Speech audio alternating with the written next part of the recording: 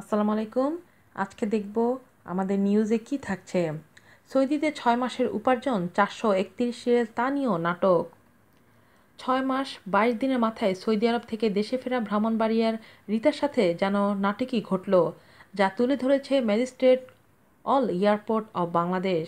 সামাজিক যোগাযোগের মাধ্যম ফেসবুকে তারা একটি পোস্টের মাধ্যমে এই ঘটনা তুলে ধরেছেন, যা আজকে আপনাদের জন্য তুলে ধরা হলো। 6 মাস 22 দিনের মাথায় সৌদি থেকে ফেরেন ব্রাহ্মণবাড়িয়ার রিতা, মানসিকভাবে অনেকটা অসুস্থ। মালিক একটা টিকিট কিনে 431 রিয়াল ধরিয়ে দিয়ে বিমানে তুলে দিয়েছিলেন। ঢাকায় নেমে সেটা ভাঙিয়ে মাত্র 9,000 টাকার মতো পান রিতা, কিন্তু তার কাছে সেটা মাত্র 9,000 টাকা নয়, অনেক নির্যাতনের ফল 6 মাস 22 দিনের কামাই। এয়ারপোর্ট থেকে বের হয়ে ব্রাহ্মণবাড়িয়া যাবার বাস খোঁজেন রিতা। বিধ্বস্ত চেহারা ও এলোমেলো কথাবার্তায় এগিয়ে আসেন হৃদয়বান মানিক, জানান তার শ্বশুরবাড়িও ব্রাহ্মণবাড়িয়ায়, তিনিও যাবেন, কিন্তু টঙ্গী ছাড়া বাস পাওয়া যাবে না।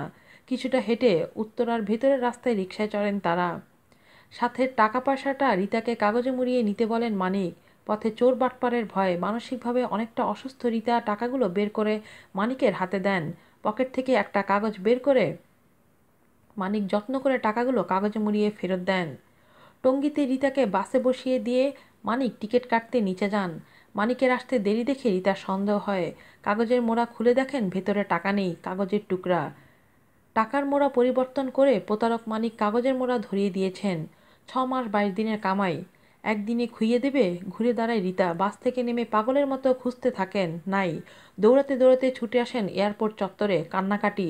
পুলিশ জনতাসহ মানিককে খোঁজেন, নাই।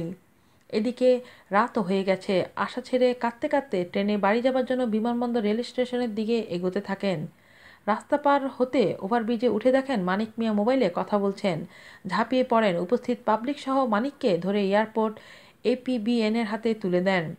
রিতা তার টাকা নিজেই উদ্ধার করেছেন, সেটা বড় কথা নয়।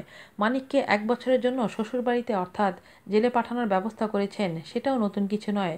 ভাবছি 6 মাস 22 দিনের কামাই কিভাবে 431 রিয়াল হয়। ভাবছি আমাদের নারী কর্মীরা কেন ওখানে মানসিকভাবে অসুস্থ হয়।